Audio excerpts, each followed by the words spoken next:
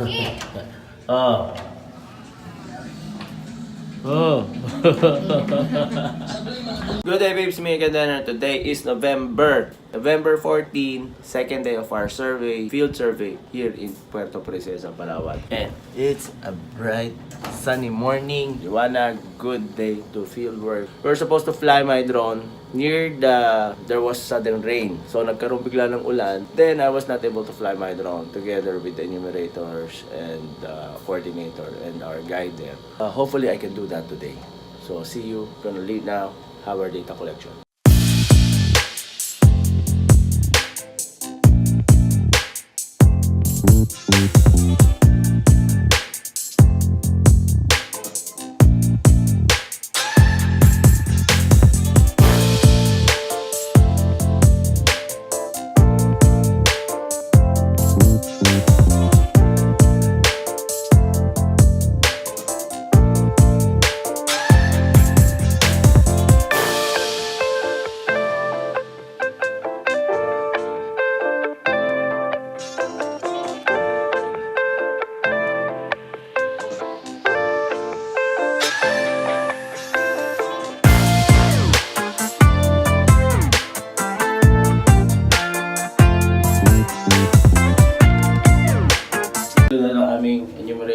Field survey, so punta na kami sa barangay Santa Lourdes. Punta na kami sa barangay Santa Lourdes. Kaso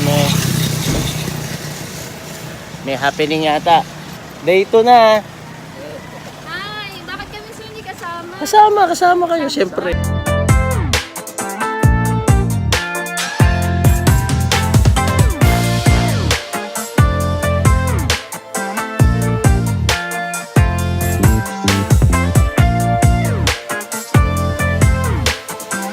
Okay ka lang.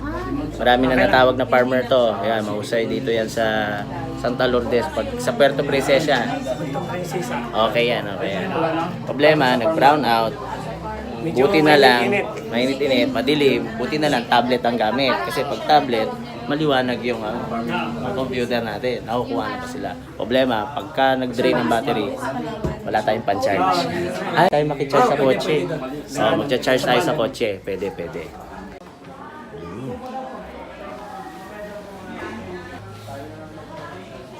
Init lang ho, nag-brown out eh. Ganyan naman yan. Okay na, interviewin ko po kayo. Ano ho? Ngiti lang po kayo. Ano lang yan? Binablog ko lang yan, binablog. Nakaraan na kumain ko ng sarili or bili ko? Sarili na. Kita doon sa mineral, yung mga metal, kung ano man ang pwede makita ng dumi. Okay po. Tapos, 0-0. May ilaw na, kaya maliwanag na. Si Press. Kung nag-order kayo,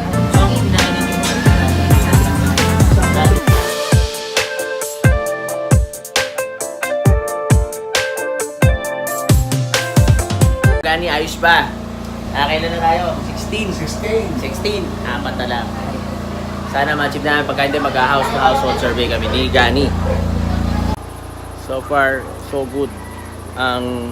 Ang farmer survey namin, nakaka-16 farmer na kami up to this date. Almost half day na dito sa barangay Santa Lourdes. Problem lang, nag-brown out. So medyo madilim kanina. Pero ngayon, buti, ginamit na yung generator. Umabot yung battery ng mga laptops namin at tablets to perform the survey. Busy yung area kasi meron pa yata sa Barangay Health Center na event na ongoing. So nabit na rin namin si Cap, hindi ko na napunan. Hopefully, mamit namin target, pero ang dami pa rin mga kailangan tingnan sa data. I need to check all the data that's being surveyed if it's correct. Otherwise, there's no use of getting this data, so I need to check that. Let's continue and see, check out those people being interviewed, being surveyed, and sana nga okay nga.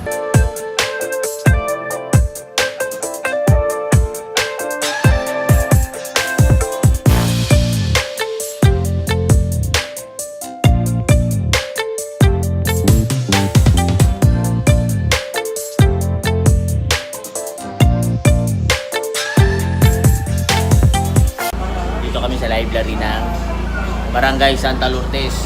Buti na dito kayo pinagamit kasi punong-puno doon, no? Buntis. Bakuna siguro, ano? Dami nagbabakunahan dito sa kabila.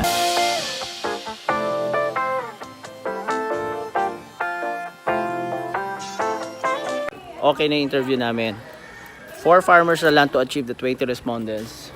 I think it's time for lunch. Household to household na gagawin namin. We have to go household per household to get the interview sa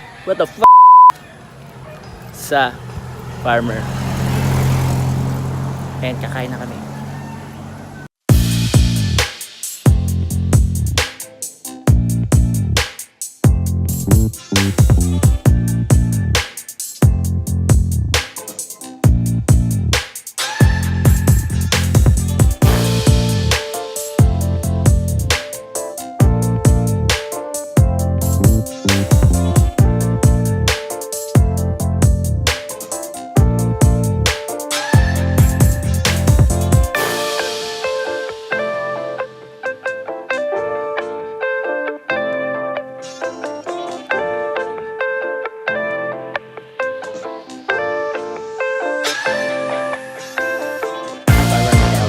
Kami dito sa area. Getting late na. We need 2 farmers mo. 3 pala. So, umuulan. Lagi tayo dyan. 2 farmers na lang.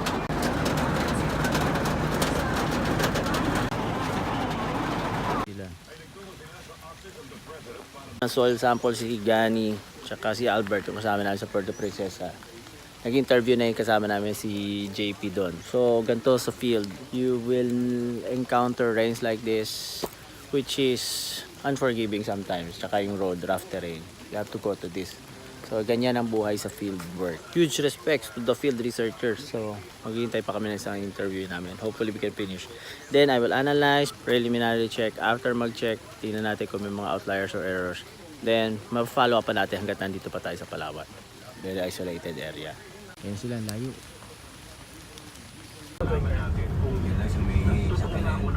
Isda, bangus, tilapia, hito, dalag. Ano yung anything na marine fish na nakain nyo nung nakaraang 7 days? Wala rin ho.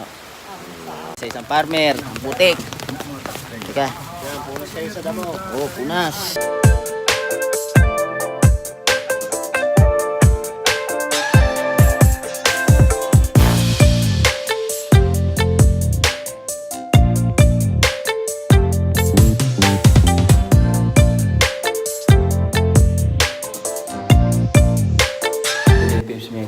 Today is November 15. Grabe. I have a very scary incident yesterday. Sumakit yung tiyan ko. Akala ko operahin ako sa appendicitis. I think I ate something very bad yesterday. Kaya I was confined to the hospital yesterday. Inabot ako hanggang 11 o'clock dito sa Adventist Hospital. And sumakit yung tiyan ko. Sobrang sakit. I think I was food poisoned. Buti na lang, pina-second opinion ko pa sa surgeon. The surgeon was able to clear me out. Yung sakit na tiyan, signs of appendicitis. At least it was not conclusive.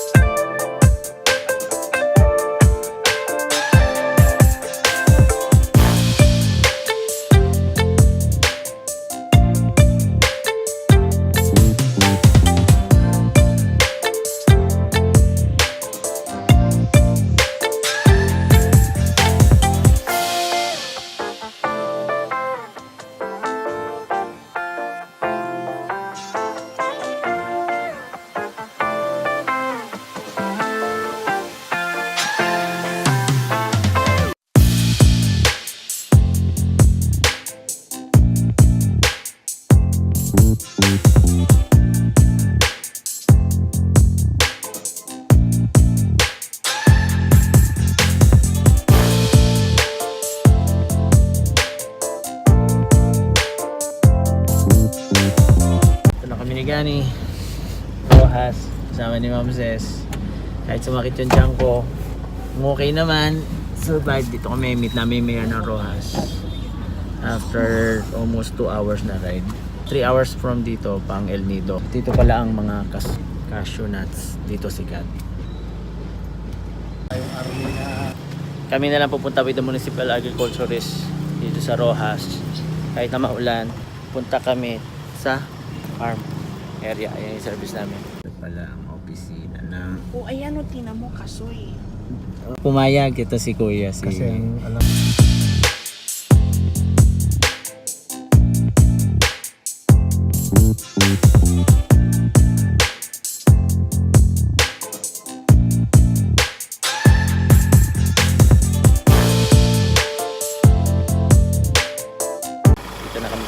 ma'am. Sis. Kunin ko nga yung aking cellphone eh. Sige po. Yung sa rice field sa upland area ng Roxas. And dito yung ilog. Diyan kukuha na ng sample kasama yung dalawang agriculturist ng municipality of Roxas. Ito medyo Ito baka nag-pump. naipon. Kasi iba yung kulay eh. Oo nga. Diba? Controlled. Irrigated pa. O tama-tama, Yun. papasok na sila.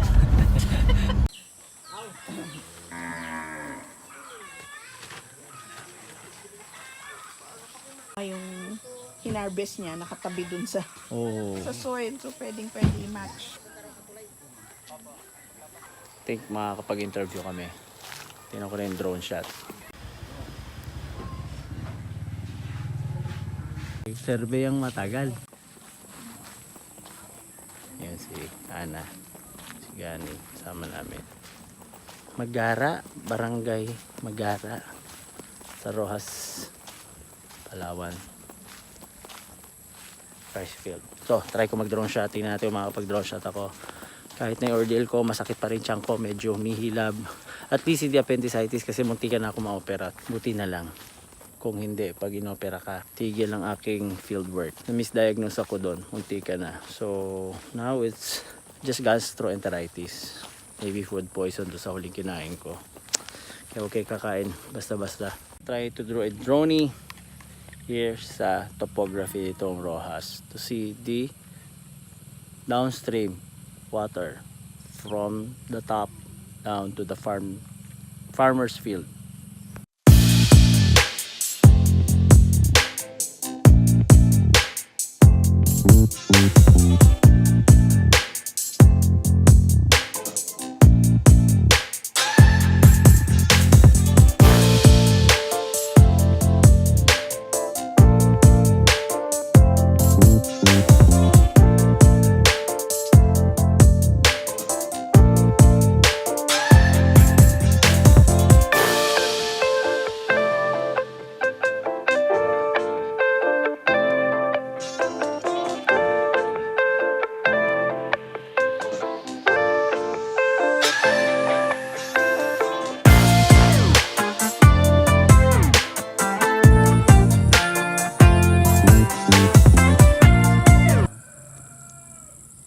Makahiya. Touch it and it will fall. Yan. Nahihiya siya. So, tapos naman yung drone flight. Kaya nga eh. Babaw naman.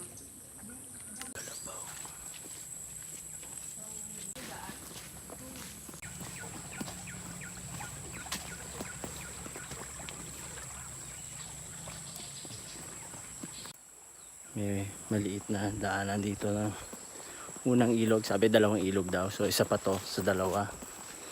Bandarong palayo. Hindi namin kung makaka-interview pa kami ng farmer. Layo. Nakita din ang farmer. Nagano lang, baraha lang? Yan yung field do. Buwan yan eh. Oo. Anong buwan na yan? Parang June ata yan, June. Ah, June.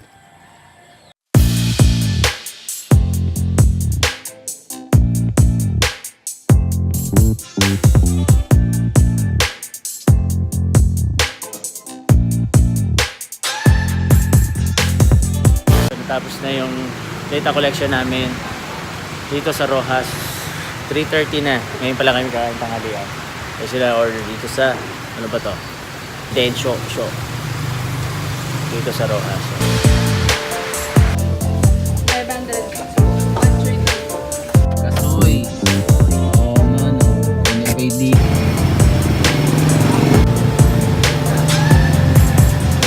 So kung Kasoy man lang, Kasoy capital dito sa Palawan, cashew nuts. Sa background yun, dagat na oh. So, pasalubong.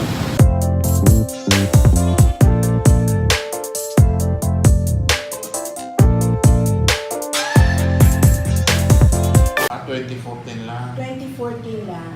So, I will show you those results. Teka ha, I will check kung sino yung kanilang kasama. Data computer. So, this was done ito yung grupo they did their study here in Puerto June to August 2014.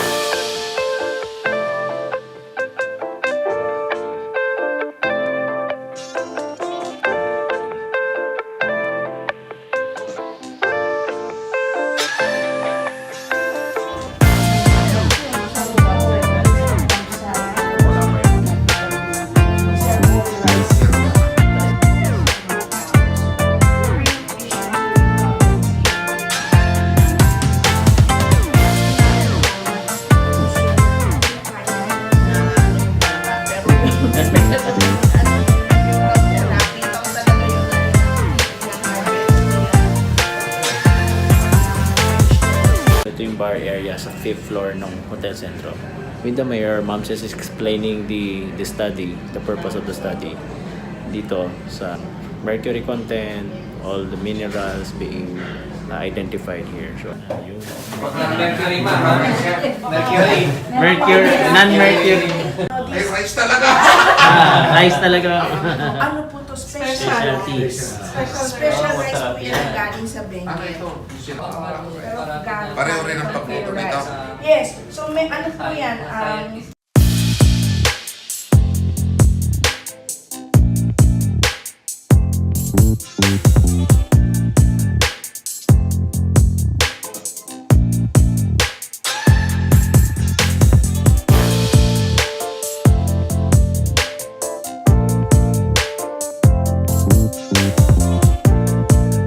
Please subscribe to my channel by clicking on the upper left and on the lower right. Please subscribe. Thank you.